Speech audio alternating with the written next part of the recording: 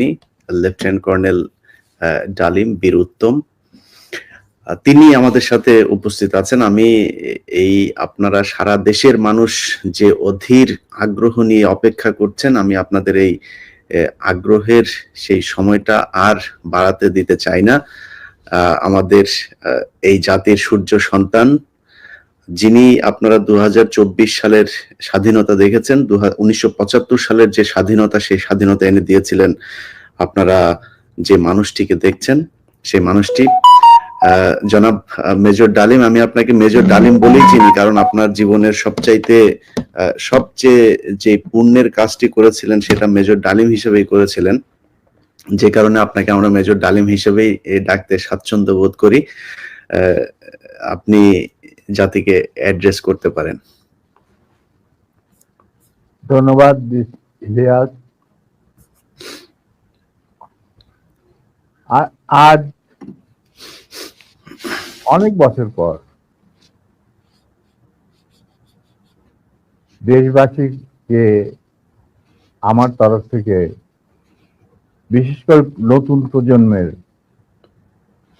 ছাত্র জনতা যারা ফ্যাসিবাদ বিরোধী আন্দোলনে আংশিক বিজয় অর্জন করেছেন, তাদেরকে আমি অভিনন্দন জানাই, সাথে লাল সালাম জানাচ্ছি। তবে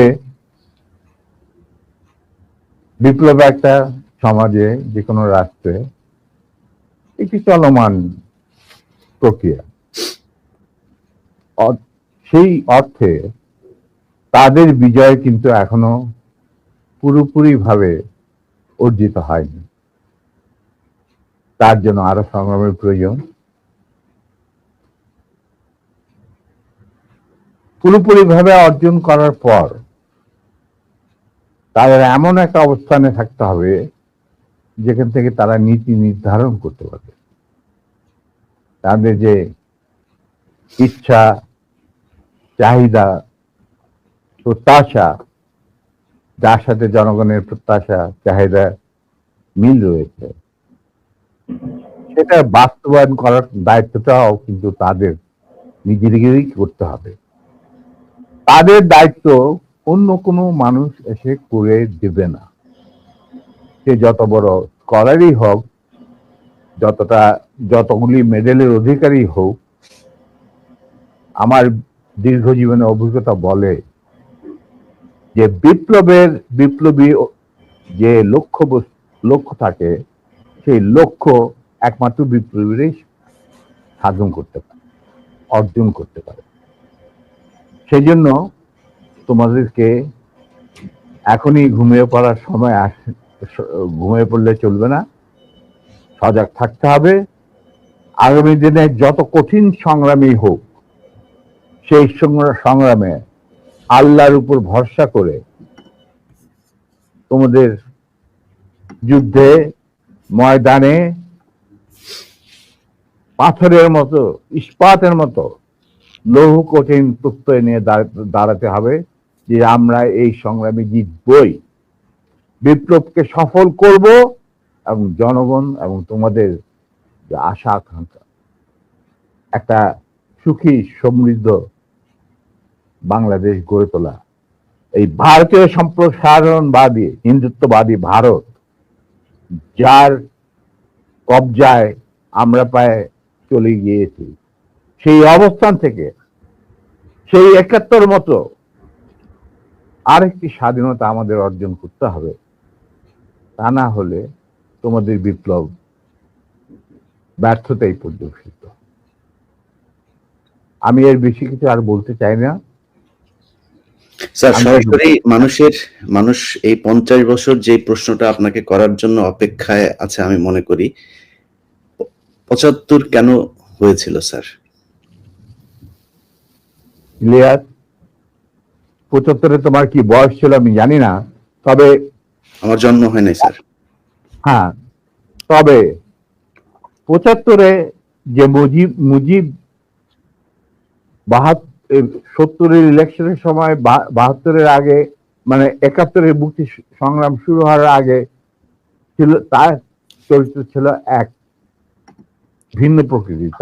তিনি বাঙালি জাতীয়তাবাদের সংগ্রামে যথেষ্ট অবদান রেখেছেন, কিন্তু স্বাধীনতা যখন পাকিস্তান আর্মি 25-26 রাতে মানে বাঙালিদের উপর, নিরীহ বাঙালিদের উপর শেখ সন্ত্রাসবাদ, অ্যাট্রোসিটি বলো, জেনোসাইড বলো চালালো, এবং যাতে লক্ষ লক্ষ হাজার হাজার শিশু, নারী, পুরুষ প্রাণ হারালো, ছাত্র জনতা কোনো কারণ ছাড়া। তারপর তখন সেই অবস্থায় আমাদের দেশের তথাকথিত বড় বড় জাতীয় নেতারা বিভিন্ন দলে, তাদেরকে কিন্তু কাউকে খুঁজে পাওয়া গেল না। তারা তখন তাদের নিজেদের জীবন বাঁচিয়ে যার যার মতো জায়গায় চলে গেলেন। মুজিব স্বয়ং পাকিস্তান আর্মির কাছে ধরা দিলেন এবং তাদের সাথে একটা বন্দোবস্ত করে তার পরিবারের ভরণ পোষণের দায়িত্ব আর্মির হাতে তুলে দিয়ে তিনি পাকিস্তানে পাড়ি জমান। ডাক্তার কামাল হোসেনের সঙ্গে, যিনি ছিল major via media between Mujib and the army junta. তখন সেই দিশাহারা মানুষ বুঝতে পারছিল না বাংলাদেশে যে তারা কি করবে, তারা কোথায় যাবে, কিভাবে নিজের প্রাণ বাঁচাবে। সেই সময় চিটাগাঙ্গে থেকে ভেসে আসলো মেজর জিয়া স্বাধীনতার ডাক। আমি তখন পাকিস্তানে চাকরিরত অবস্থা। সেই ডাকে দেশের লোক একটা আলোর রশ্মি দেখলো যে হ্যাঁ, আমাদেরকে এইভাবে মরণের হাত থেকে বাঁচার জন্য আমাদেরকে যুদ্ধ করতে হবে। Simple is that. আর সমস্ত দেশে সর্বপরিসরে লোক বিদ্রোহ, সেই মুক্তিযুদ্ধ সংগ্রামে ডাকে সাড়া দিয়ে মুক্তিযুদ্ধ গড়ে তুলবে। আমরা ওখানে বসে থাকুন না, যারা পেরেছি, যাদের সাহস ছিল, যাদের দেশপ্রেম ছিল, যারা পাকিস্তানের আর্মি জান্তাদের নির্যাতন, নিষ্পেষণ, বৈষম্যমূলক আচরণের বিরুদ্ধে জানা ছিল, তারাও সেই সংগ্রামে যোগ দেন। অনেকেই পালিয়ে এসে জীবনের ঝুঁকি নিয়ে। আমি ছিলাম তাদের মধ্যে সর্বপ্রথম গ্রুপ লিডার, যে আরো দুজন আমার সাথীকে নিয়ে আমি এসে যুদ্ধে যোগ দেই। কোন বিবেকবান বাঙালি তখন যারা পাকিস্তানে চাকরি করতেন, তাদের পক্ষে নিশ্চুপ বসে থাকা সম্ভব ছিল না। তবে এটাও ঠিক, অনেকেই ঠিক বুঝতে পারছিল না যে কি হচ্ছেটা কি। কোনো খবর নাই, চিঠিপত্রের আদান প্রদান নাই, কোন রকম সংযোগ নাই। বিদেশি মিডিয়া, ভয়েস অফ আমেরিকা, তারপরে BBC, radio Australia, radio India, এই সমস্ত ওখান থেকে যাচ্ছি জানা যাচ্ছিল, ওটা সম্পূর্ণভাবে বিশ্বাসযোগ্য ছিল না। তারা তাদের মতো করে বলতে থাকে এবং আমরা শুনতে থাকি। তাই অনেকেই ঝুঁকি নিতে রাজি ছিলেন না। আর একটা সমস্যা ছিল, অনেকেই পরিবার সহকারে থাকতেন পশ্চিম পাকিস্তানে। এখন বউ বাচ্চা নিয়ে তো আর পালিয়ে যাওয়া সম্ভব না সবার পক্ষে। কিন্তু আমি ছিলাম তখন ব্যাচেলার। আমার সাথে যে দুজন সাহসী সহযোদ্ধা চলে আসে আমার ডাকে, তারা ছিলেন কর্নেল নূর চৌধুরী, তখন অবশ্য লেফটেন্যান্ট নূর চৌধুরী, আর লেফটেন্যান্ট মতিউর রহমান, পরে দুজনই কর্নেল, এবং রাষ্ট্রপতি একজন, মানে নূর রাষ্ট্রপতি। আমরা চলে আসি, এসে মুক্তিযুদ্ধে জয়েন করি। তো আমরা তিনজনই ছিলাম স্পেশালাইজড অফিসার। স্পেশালাইজড অফিসারের মধ্যে বোঝা যায় যে যাদের কমান্ডো ট্রেনিং থাকে, স্পেশালাইজড ওয়ারফেয়ারের উপরে জ্ঞান থাকে, এবং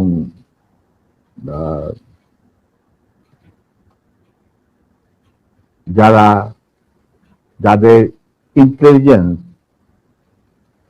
অপারেশন কিভাবে বিশ্বজুড়ে চলে সেই সম্পর্কে জ্ঞানে তারা অভিজ্ঞতা সঞ্চয় করেন বিভিন্ন কোর্সের মাধ্যমে। আমরা ছিলাম তিনজনই সেই ধরনের অফিসার। তাই আমরা জীবনের ঝুঁকি নিয়ে আল্লাহর নাম নিয়ে বেরিয়ে পড়ি এবং অতি সহজেই দিল্লি পর্যন্ত পৌঁছতে।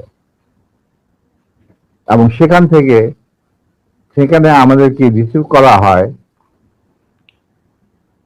সাউথ ব্লকে, মানে প্রাইম মিনিস্টারের অফিসে শ্রীমতী ইন্দিরা গান্ধী, র প্রধান founding father general Uban Singh, DP Dhar মুখ্য সচিব প্রাইম মিনিস্টারের and in charge of Bangladesh affair, এনারা আমাদেরকে রিসিভ করে। তারপর অনেক আলাপ আলোচনা, কিছুদিন ট্রেনিং, ব্রিফিং, পরে আমাদেরকে মুজিবনগর সরকারের কাছে হ্যান্ড ওভার করে দেওয়া হয় এবং আমাদেরকে দিল্লি থেকে নিয়ে আসার জন্য general Usmani, commander in chief মুক্তি ফৌজ, জনাব Tajuddin, prime minister of the provisional government, 7 দফা চুক্তি করার পর, আর ফরেন মিনিস্টার খন্দকার মুশতাক আহমদ, যিনি আমার বাবার ক্লাসমেট, তারা আসেন দিল্লিতে। এসে তাদেরকে ফর্মালি আমাদেরকে হ্যান্ড ওভার করে দেওয়া হয়। তারপরে আমাদের তিনজনের মধ্যে দুজনকে, আমাকে এবং মতিকে, অ্যাপয়েন্ট করা হয় as guerrilla adviser to the sector commander. মানে 11টা সেক্টরের মুক্তিযোদ্ধাদের রিক্রুট করা, তাদের ট্রেন করা, তাদেরকে ইন্ডাক্ট করা, অপারেশন করানো, সব দায়িত্ব পড়ে আমাদের দুজনের উপর। আমরা এই 11টা সেক্টরকে ভাগ করে নিই। আর Noor being the junior most, Osmani সাহেব উনাকে তার পার্সোনাল স্টাফ অফিসার হিসেবে মুজিবনগর সরকারের যে হেডকোয়ার্টার ছিল মুক্তি বাহিনী, সেখানে তার সাথে রাখেন। এবং শেষ পর্যায়ে কিছুদিনের জন্য নূর অনেকটা দৃঢ়তার সাথেই উসমানীর সাথে আলাপ করে সাউথ বেঙ্গলে চলে যায় এবং মুক্তিযুদ্ধে সক্রিয়ভাবে অংশগ্রহণ করে। সেও আঘাতপ্রাপ্ত, মানে সেও যুদ্ধে ইনজিওর্ড হয় একটা অপারেশনে, এবং তাকে বীর বিক্রম খেতাব দেওয়া হয়। আর আমি যুদ্ধের সময় 3-4 বার আহত হয়েছি। তার একটা নিদর্শন আমার দেখো, হাতের অবস্থা এখানে সেখানে সবকিছু অর্ধেক বোধ হয় আর্টিফিশিয়ালি ক্রিয়েটেড, রিক্রিয়েটেড, যেটাকে প্লাস্টিক সার্জারি বলা হয়। But then I continue. তারপর সেনাবাহিনী গঠন করা, বাংলাদেশ মিলিটারি একাডেমি স্থাপন করা, পিটি স্কুল মানে ফিজিক্যাল ট্রেনিং স্কুল স্থাপন করা, সিলেটে ওয়েপন অ্যান্ড প্র্যাকটিস শেখার স্কুল স্থাপন করার সব দায়িত্ব আমরা পালন করি। এর সাথে সাথে চলে রিক্রুটমেন্ট ফর আর্মি, যে 5টা ব্রিগেডের প্র্যাকটিস দিয়েছিল বুঝি। এই ব্রিগেড 5টা এবং বিমান বাহিনী নৌবাহিনীর জন্য রিক্রুটমেন্টের ইনচার্জ ছিলেন deputy chief of staff Ziaur Rahman. যদিও তিনি সিনিয়র ছিলেন, তাকে তো বানায়নি চিফ, তাকে তো অ্যাজ এ কর্নেল বের করে দিতে চেয়েছিল, কিন্তু পারেনি, আমাদের জন্যই পারেনি। আচ্ছা, যাই হোক, ওনার স্টাফ অফিসার হিসেবে দায়িত্ব পড়ে আমার উপর। আর আমি একাই আমার অন্যান্য সহযোদ্ধা কমান্ডারদের লিস্ট ওরা পাঠিয়ে যেত। আমি প্রায় 25,000 প্রাক্তন মুক্তিযোদ্ধা যারা আমাদের আন্ডারে চাকরি করেছে, মানে যুদ্ধ করেছে, তাদেরকে আমি আর্মিতে, এয়ারফোর্সে, মানে ডিফেন্স ফোর্সে, নেভি ইনক্লুডেড, নিয়োগ রিক্রুট করি। তারপর চাকরি করতে থাকি, চাকরি চলতে থাকে। এই হচ্ছে আমাদের স্বাধীনতা সংগ্রামের ছোট্ট সিনপসিস। বলো এরপর কি, আর কি জানতে চাও?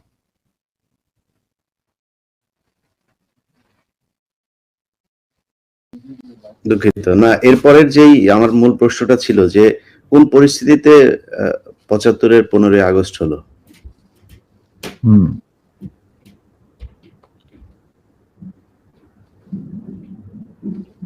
খুবই স্পর্শকাতর প্রশ্ন ইলিয়াস। নিজের বাদ্য নিজে বাজানো অনেক সময় ঠিক হয় না, কিন্তু তুমি যখন প্রশ্ন করেই বসলে তখন একটা ছোট জবাব দেব। স্যার, এই এই আমার ইউটিউব চ্যানেলে আমি আজকে প্রায় 5 বছর হলো ভিডিও লাইভ করি, প্যাকেজ দেই। সোফা আই রিমেম্বার আমার সবচেয়ে বেশি একসাথে ভিউয়ার ছিল সম্ভবত 20 বা 25,000। আমি মাত্র খেয়াল করলাম এই মুহূর্তে 1,70,000 মানুষ এট এ টাইমে ওয়াচিং আওয়ার ভিডিওস। এটা তো তোমার, the credit goes to you. Oh, credit goes to you, man. Goes to you. Well, I'm just মানে well, যাচ্ছি হয় আল্লাহর ইচ্ছায় হয়। আমি একজন আমি এই জন্যই বললাম যে আপনার নিজের ঢোল আপনি যেটা মানে বাজানোর কথা বলছেন, আপনি তো বাজান নাই, 50 বছর চুপ ছিলেন।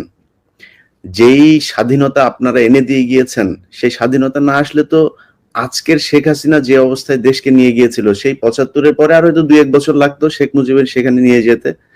তো আমাদেরকে এই যে উদ্ধার করে দিয়ে গিয়েছেন, এই কৃতজ্ঞতা বোধটা বাঙালি জাতির নেই, যে কারণে আজকে মেজর শরীফুল হক ডালিম বাংলাদেশের মাটিতে নেই। অথচ আপনাদেরকে সর্বোচ্চ সম্মাননা দিয়ে আমাদের দেশে রাখা দরকার ছিল, সেই সম্মানটুকু আমরা দেখাতে পারি নাই বলেই মাঝে মধ্যেই আবার 2024 আসে। তো আপনি ওইটা নিয়ে আমার মনে হয় দেরি তো অবশ্যই হয়েছে, কিন্তু আমাদের জানা উচিত, এই জাতি প্রতিটা মানুষ জানতে চায় কি হয়েছিল 75-এর 15ই আগস্ট। প্রথম কথাটা হচ্ছে যে 15ই আগস্ট কিন্তু কোনো বিচ্ছিন্ন ঘটনা না। এটা সূত্রপাত হয় মুক্তিযুদ্ধ চলাকালীন অবস্থায়। আমরা বুঝতে পেরেছিলাম যে বাংলাদেশের মুক্তিযুদ্ধটা অ্যাকচুয়ালি কাদের ইন্টারেস্টে হচ্ছে। দেখে আমাদের ইন্টারেস্টে হচ্ছে যে আমরা আমাদের দেশ যুদ্ধ করে স্বাধীন করব, নাকি এটার পেছনে অন্য কোনো উদ্দেশ্য কাজ করছে। যখন 7 দফাতে চুক্তি করে নজরুল ইসলাম আর তাজউদ্দিনকে পারমিশন দেওয়া হলো to establish provisional government in Calcutta, এই 7টা ক্লজ পড়ে সাইন করার পর, দস্তখত করার পরে নজরুল ইসলাম সাহেব ফিট হয়ে পড়ে গিয়েছিলেন যে এটা তো একদম একটা দাস খত, যে আমরা ক্রমান্বয়ে ভারতের একটা করদ রাজ্য, তারপরে একটা অঙ্গরাজ্য হিসেবে অঙ্গরাজ্যে পরিণত হবে বাংলাদেশ, হবু বাংলাদেশ। আর ওই joint declaration between Osmani and general Manekshaw joint command establish করার পর কথা ছিল যে general Osmani on behalf of Bangladesh government will invite General Manekshaw to come and be present as an auxiliary force commander, সহায়ক শক্তির কমান্ডিং চিফ হিসাবে in the surrender ceremony, but the instrument will be signed by the Mukti Fauj commander in chief, who was General Usmani, Colonel Usmani. কিন্তু সেটা হতে দেওয়া হলো না।